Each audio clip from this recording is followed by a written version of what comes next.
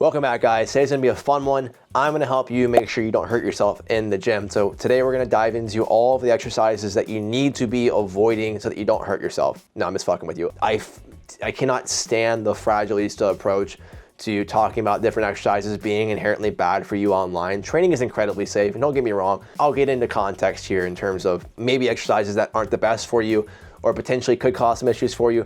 But to say, for example, deadlifts are bad for your back, I think is just so ignorant. So we're gonna really dive into the context here of common exercises, my opinion on them, whether I think it's actually a good exercise, whether I think it might actually have some validity to kind of not do if we can help it. I just Google search exercises that are bad for you and also threw in a couple of my own that I think are very common rhetoric. So the first one, like I just mentioned, is the deadlift. Now, if I take a client or a person who can barely walk through the door frame without tripping over it and give them a very loadable, very high skill exercise, are the odds of them hurting themselves a little bit higher? Probably. However, when I have clients that are people that have come to me even with a history of back pain, what causes it usually? Typically it's not deadlifting. Typically it's like I reached over to pick up a bag of groceries, or like I literally reached over to pick up some soap in the shower and I blew my back out. It's not deadlifting. So does that mean deadlifts are gonna be even worse for the person? Probably not. There's so many factors that go into pain and discomfort and things that can contribute to that. Generally speaking, we probably just have an individual that can't move well with their hips. They're not very strong. They're not good at bracing. They're not good at coordinating themselves in a dynamic way. Whatever. Deadlifts are perfectly safe if we're doing them correctly. The caveat there would be, okay, how skilled are we? Is that the best exercise for us to do? I would argue we should just break it into a hinge. Is a hinge okay to do? Yes.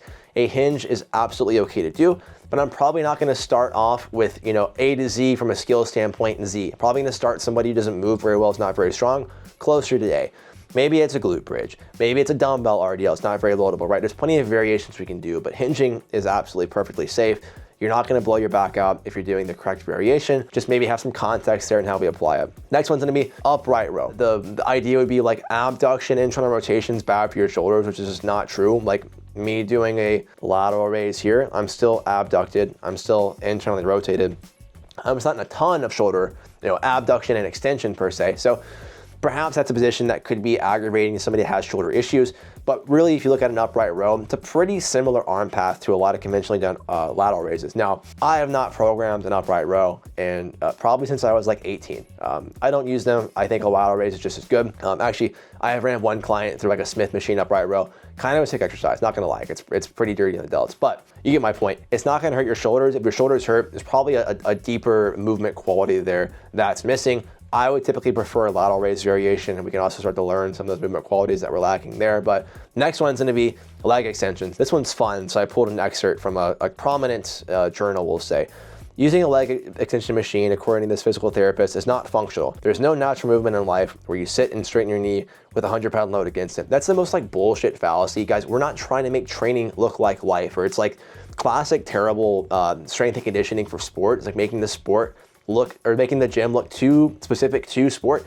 Guys, a quad extension is great at strengthening the knee joint through extension. I'm not trying to make it fucking functional or specific to sport. Me having strong quads and strong knees is probably actually very beneficial to me being a well-functioning human being.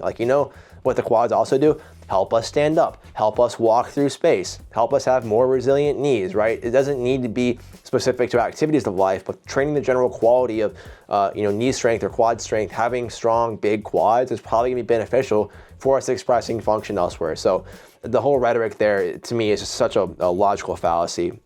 You run the chances of creating muscle imbalances. Guys, you're not gonna create muscle imbalances if you're doing a program. If we're gonna do 3 sets of quad extensions, maybe we do 3 sets of hamstring curls. It's that easy, guys. It does not take a rocket scientist for us to figure this thing out. So there's kind of an argument of shear forces across the knee, which you can make an argument for shear forces across the shoulder in a lateral raise, or shear forces across the spine even in an RDL. And it's like, guys, shear forces are gonna be more of a byproduct of instability. So if we are setting up and executing well, if you're just slinging the weight around, maybe not a good idea, but if we're setting up and executing well on any of those things, we're minimizing the amount of shear forces. Also, having strong muscles and having some muscle is probably beneficial for not having shear forces on joints, right? Muscles are gonna help us out-function the amount of stress we put on joints. So having more muscle, probably a good thing. Quad extensions, I have in almost every client's program as long as they have a quad extension available to them. Next one's gonna be overhead pressing. A lot of overhead press issues come from people that don't have one, any awareness of where they are in space in terms of the rib cage,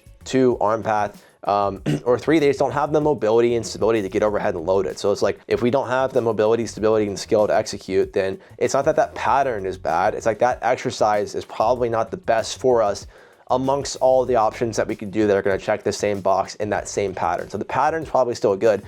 Maybe instead of me starting out with a barbell standing overhead press, I do a landline press half kneeling, right? I have more stability. The bar is going to be lighter. I'm in a more sagittal plane arm path. I'm going to be in a more neutral grip. Things help me facilitate getting into position better. Probably going to benefit me getting overhead, but you say all overhead presses are bad is incredibly stupid. Next one, dips. I think if we're looking to find kind of a gold standard for shoulder function, us being able to load into a good degree of shoulder extension, especially an exercise like a dip where we are in full shoulder hyperextension. We have to organize our body in space as well. I also think this is good from a relative strength standpoint. Being able to do things like pull-ups, push-ups, dips are really good for us. It's really good expression of that movement quality we need to get into hyperextension, shoulder internal rotation. Like, if we can do that, we can probably do everything else that's going to be involved in that area, horizontal pressing, pulling, you name it. So I think dips are great. I think they're not great, again, if we're weak, if we're unstable, if we don't have the mobility or the skill to organize ourselves in the right positions.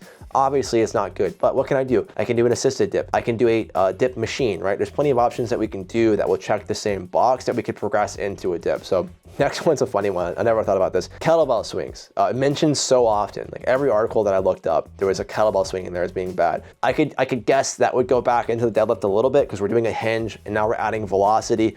But honestly, guys, same answer. It's like, yeah, if I don't have the mobility or the awareness to move through a hinge, if I add velocity to that, I'm probably gonna make my back not feel so good. If we don't have the relative movement pattern down, if we don't have the strength side of things down, then we add a velocity component to it, probably not a good idea. So I don't really use kettlebell swings with Gen Pop too often or at all, even anyways. But to say that they're bad, like I could probably take all my clients and put them through a kettlebell swing, no problem, and leave it in the program for a year with no back pain. So behind the neck press / pull down. I guess I could have grouped in behind the neck press with the overhead press, but I don't see a ton of reasons for doing them from a performance standpoint. I think there's plenty of other overhead press options or put on options that we could do. Maybe there's some hyper nuance there. Somebody could give me a good reason why they're gonna do it, but I think us shoving ourselves into a ton of external rotation when we are in that super abducted and even like retracted position if we're behind us, I don't think it's very conducive to the scapulohumeral rhythm that we're gonna need to go through a full overhead range of motion. So that'd be kind of my argument. I could see why that might make your shoulders not feel good. I would just do a regular pull down. I would just do a regular shoulder press. Even barbell shoulder press would be fine to substitute instead of a behind the neck press, but just probably a better option. You know, my friend Jordan, shout out Muscle Doc, always says, you know, anecdote to a bad idea is a better idea. Better idea, maybe we just do regular pull down or an overhead press. If we have a better argument for doing the behind the neck press or behind the neck pull down, cool, do it. Preacher curl. I remember having some dipshit like commenting, chirping at me that preacher curls were gonna tear my client's biceps. No client today has torn a bicep doing preacher curls. So yeah, probably more than fine. Again, bicep stuff in particular, if we just lack relative shoulder stability, if my shoulders are all moving around while I'm trying to do bicep curls, then yeah, I'm probably have a bad time. And again, I'm just creating relative instability. I'm moving both origin and insertion of the muscle. Preacher curl to actually like very externally stabilize mid-range biceps, like it should be pretty easy to execute. There's a pretty large loadability component to it, but as long as we're, you know, covering the basics of keeping some relative shoulder stability and positioning ourselves well, not bad at all. Let's see what it says here. It puts the muscle in active insufficiency. Us being in like 30 degrees of shoulder flexion is not active insufficiency at the bicep. That would be probably somewhere up here. And in an anteriorly tilted position of the shoulder. No, I mean, we're gonna have some relative protraction. I probably would like to use a preacher curl to create some posterior expansion, but is that gonna be a bad thing? No. Again, I don't want my shoulders tipping forward, and if they are, what can I do?